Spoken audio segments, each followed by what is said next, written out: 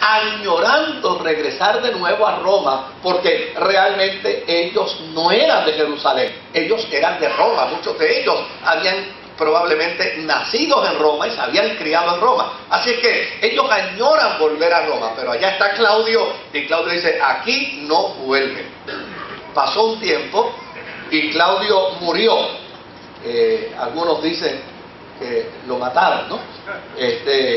Y cuando Claudio muere, su hijo, que se sospecha que fue el que lo mató, Nerón adviene al poder. Y cuando Nerón adviene al poder, eliminó el edicto claudino que prohibía que los judíos regresaran a Roma.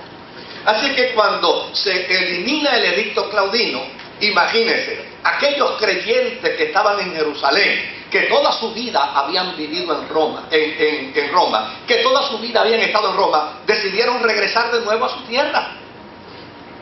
Desde luego, con aquella añoranza, con aquel deseo extraordinario, con aquella alegría. Cuando veamos a nuestro hermano Pepe allí, cuando veamos a nuestra hermana Juana, cuando nos abracemos, cuando tengamos el primer culto juntos, cuando disfrutemos de la adoración, cuando guardemos el sábado, cuando veamos toda nuestra experiencia litúrgica compartida entre ellos, qué experiencia linda, será la gloria del Señor. Pero la gloria se les cambió por infierno. Cuando llegaron a Roma, había pasado tiempo suficiente para que los gentiles cambiaran su manera de pensar, para que los gentiles decidieran hacer cosas distintas, para que los gentiles descubrieran que muchos de los patrones religiosos que tenían era simple y llanamente una indoctrinación por parte de los judíos, que nada tenía que ver con su propia experiencia ni con su propia cultura. ¿Y qué hicieron esos creyentes gentiles? Esos creyentes gentiles se olvidaron de las prácticas tradicionales judías.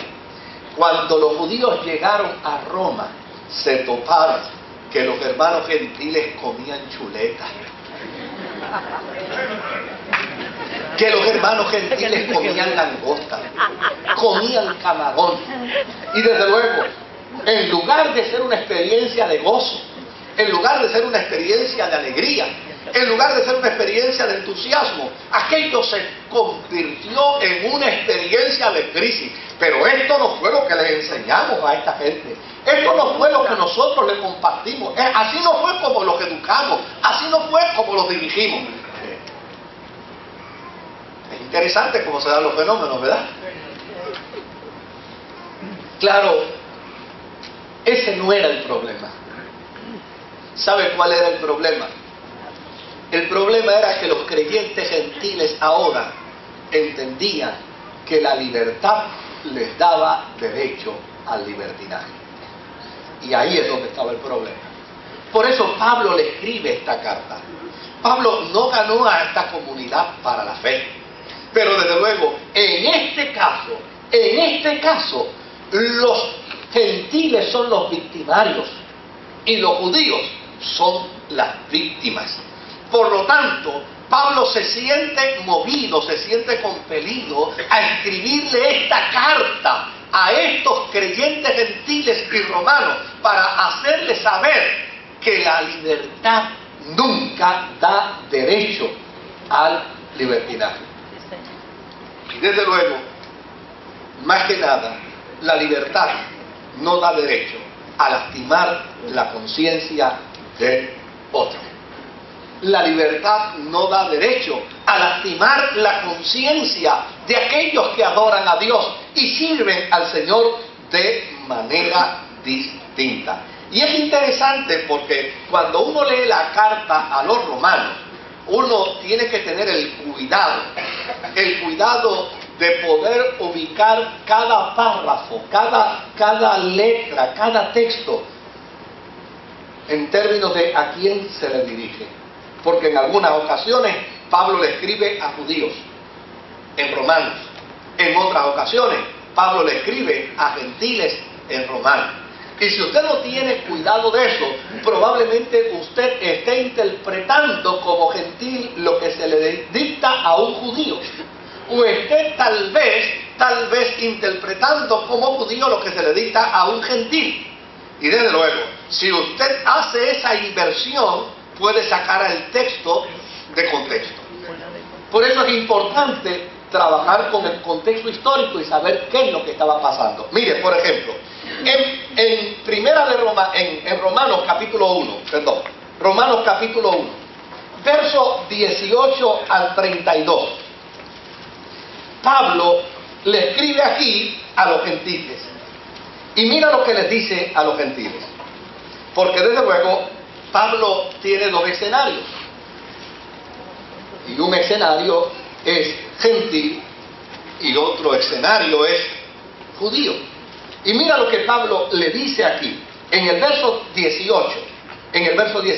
Dice: ciertamente la ira de Dios viene revelándose desde el cielo contra toda impiedad e injusticia de los seres humanos que con su maldad obstruyen la verdad. Me explico. Lo que se puede conocer acerca de Dios es evidente para ellos, pues Él mismo se lo ha revelado. Porque desde la creación del mundo las cualidades invisibles de Dios, es decir, su eterno poder y su naturaleza divina, se perciben claramente a través de lo que Él creó, de modo que nadie tiene excusa.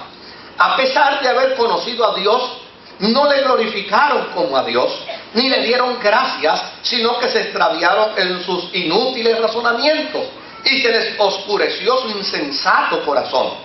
Aunque afirmaban ser sabios, se volvieron necios y cambiaron la gloria del Dios inmortal por imágenes que eran réplicas del hombre mortal, de las aves, de los cuadrúpedos y de los reptiles.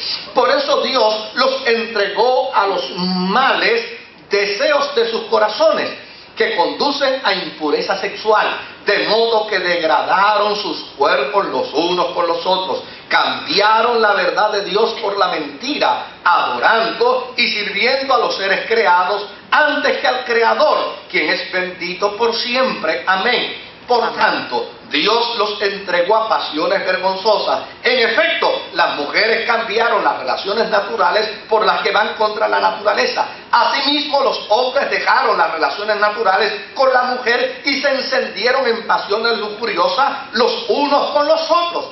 Hombres con hombres cometieron actos indecentes y en sí mismos recibieron el castigo que merecía su perversión. Además, como estimaron que no valía la pena tomar en cuenta el conocimiento de Dios, Él a su vez los entregó a la depravación mental para que hicieran lo que no debían hacer. Se han llenado de toda clase de maldad, perversidad, avaricia, depravación, están repletos de envidia, homicidios, disensiones, engaños, malicia, son chismosos, calumniadores, enemigos de Dios, insolentes, soberbios, arrogantes, que se ingenian maldades, se rebelan contra sus padres, son insensatos, desleales, insensibles, despiadados. Saben bien que según el justo decreto de Dios, quienes practican tales cosas merecen la muerte. Sin embargo, no solo siguen practicándolas, sino que incluso aprueban a quienes las practican. Cuando Pablo le está escribiendo esto a los gentiles, a mí me parece que los romanos acá estarían contentísimos. Por fin Pablo se ha puesto los pantalones. Por fin Pablo está predicando el evangelio de verdad. Por fin Pablo está enseñando verdades fundamentales de la fe. Pero desde luego, como son dos escenarios, ahora en el capítulo 2 y en el verso 17, Pablo ahora le escribe a los judíos. Y cuando le escribe a los judíos, en el verso 17, dice: ahora bien, capítulo 2, ahora bien, tú que llevas el nombre de judío, que dependes de la ley y te jactas de tu relación con Dios, que conoces su voluntad y sabes discernir lo que es mejor porque eres instruido por la ley, que estás convencido de ser guía de los ciegos y luz de los que están en oscuridad, instructor de los de ignorantes, maestro de los sencillos, pues tienes en la ley la esencia misma del conocimiento y de la verdad. En fin, tú que enseñas a otros, no te enseñas a ti mismo. Tú que practicas contra el robo, robas. Tú que dices que no debes cometer adulterio, adulteras. Tú tú que aborreces a los ídolos, robas de sus templos, tú que te jactas de la ley, deshonras a Dios quebrantando la ley. Así está escrito: por causa de ustedes se blasfema el nombre de Dios entre los gentiles. La circuncisión tiene valor si observas la ley, pero si la quebrantas, vienes a ser como un incircunciso. Por lo tanto, si los gentiles cumplen los requisitos de la ley, no se les considerará como si estuvieran circuncidados. El que no está físicamente circuncidado, pero obedece la ley, te condenará a ti, que a pesar de tener el mandamiento escrito y la circuncisión, quebrantas la ley. Lo exterior no hace a nadie judío, ni consiste la circuncisión en una señal en el cuerpo. El verdadero judío lo es interiormente, y la circuncisión es la del corazón, la que realiza el espíritu, no el mandamiento escrito. Así que al que es judío así, lo alaba Dios y no la gente. Entonces, ¿qué se gana con ser judío? ¿O qué valor tiene la circuncisión? Mucho desde cualquier punto de vista. En primer lugar, a los judíos se les confiaron las palabras mismas de Dios. Pero entonces, si a algunos les faltó la fe, ¿acaso su falta de fe anula la fidelidad de Dios? De ninguna manera. Dios es siempre veraz, aunque el hombre sea mentiroso. Así está escrito: por eso eres justo en tu sentencia y triunfarás cuando te juzguen. Pero si nuestra injusticia pone de relieve la justicia de Dios, ¿qué diremos? Que Dios es injusto al descargar sobre nosotros su ira. Hablo en términos humanos. De ninguna manera. Si así fuera, ¿cómo podría Dios juzgar al mundo? Alguien podría objetar: si mi mentira destaca la verdad de Dios y así aumenta su gloria, ¿por qué todavía se me juzga como pecador? ¿Por qué no decir: hagamos lo malo para que venga lo bueno?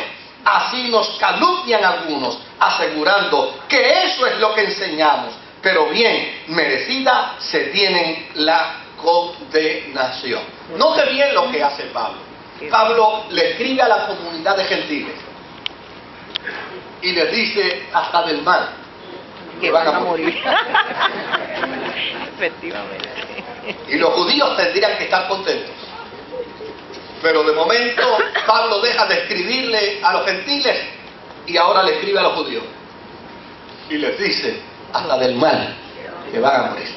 Igualmente. Es como si le dijera: estos son malos, pero ustedes son peores.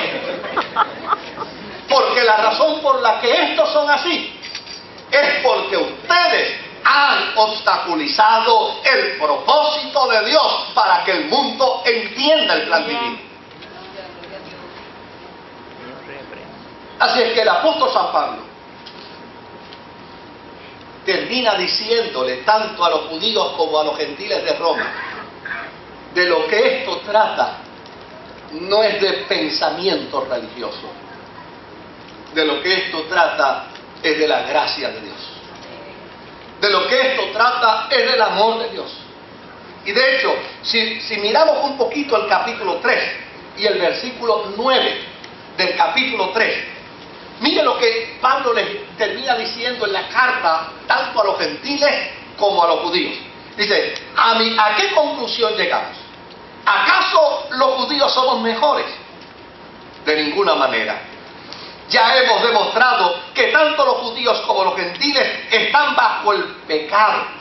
Así está escrito: no hay un solo justo, ni siquiera uno. No hay nadie que entienda, nadie que busque a Dios. Todos se han descarriado, a una se han corrompido. No hay nadie que haga lo bueno. No hay uno solo. Su garganta es un sepulcro abierto. Con su lengua profieren engaño. Veneno de víbora hay en sus labios. Llena está su boca de maldiciones y de amargura. Veloces son sus pies para ir a derramar sangre. Dejan ruina y miseria en sus caminos. Y no conocen la senda de la paz. No hay temor de Dios delante de sus ojos. Ahora bien, sabemos que todo lo que dice la ley, lo dice a quienes están sujetos a ella, para que todo el mundo se calle la boca y quede convicto delante de Dios. Por tanto, nadie será justificado en presencia de Dios por hacer las obras que exige la ley. Más bien, mediante la ley cobramos conciencia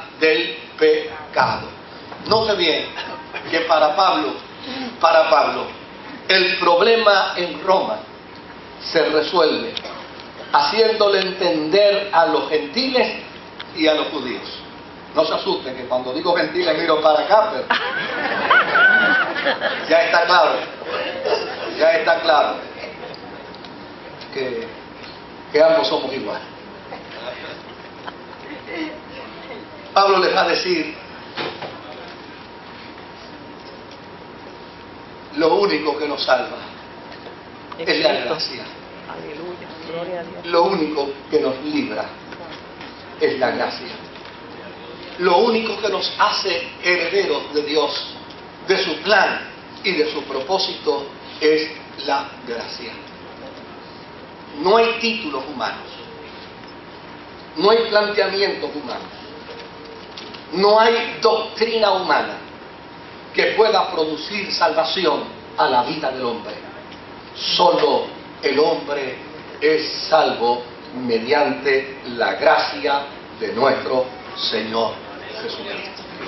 Ahora bien, entendiendo someramente este contexto histórico, ¿verdad? Entendiéndolo someramente, yo no pretendo explicarlo todo, ni espero que todos lo entendamos cabalmente, pero aunque sea someramente. Ahora podemos mirar el capítulo 14. Fíjense que uno de los grandes problemas que había allí, era con lo que se comía y lo que se bebía. Lo que se comía y lo que se bebía. Ese era uno de los grandes problemas. Pues claro, porque cuando los creyentes judíos llegaron a Roma, oiga, en el viaje les tuvo que haber dado hambre. En el trayecto, oiga, además de que los encuentros de los cristianos siempre es un buen pretexto para comer, ¿verdad? Así que a la larga ellos sabían, los romanos sabían que tenían que prepararle comida a los hermanos judíos, y los judíos sabían que iban a comer entre los hermanos gentiles. El problema no era comer, el problema era qué se iba a comer. El problema no era beber, el problema era qué se iba a beber. Y desde luego, ante esa situación es que vino el escándalo, es que vino el problema. Ahora, fíjese lo primero que nos dice la carta de Pablo a los romanos en el capítulo 14 y en el verso 11. Dice: está escrito, tan cierto como yo vivo, dice el Señor, ante mí se doblará toda rodilla y toda lengua confesará ¿a quién? Y toda lengua confesará a Dios. Aleluya.